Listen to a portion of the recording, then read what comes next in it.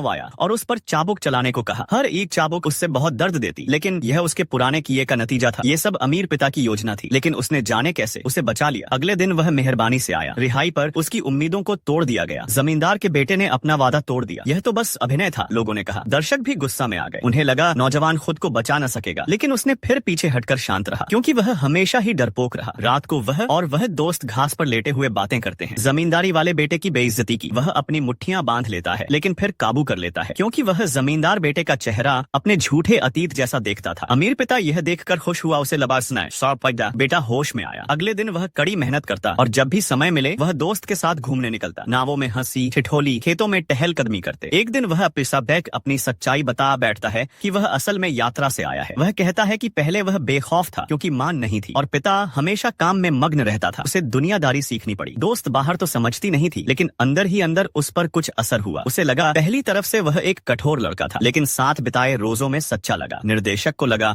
समय अब चरम पर पहुंच गया। तभी कुछ मंगोल योद्धा गांव में घुस आए। उन्होंने कहा कि गांव की सबसे सुंदर लड़की को ले जाएंगे या गांव को तबाह कर देंगे। उन्होंने एक लड़की उठा ली, लेकिन वे वीरों को मानते थे। कोई शख्स खड़ा होकर उनसे लड़ता, चाहे हार जीत, वह लड़की रिहा हो जाती। उसके पिता खड़ा हुआ, लेकिन पिछली बार उसकी जान चली गई, सिर भी कट गया। यह एक नकली सिर था, कैमरे की चाल थी। लोग कहते हैं कि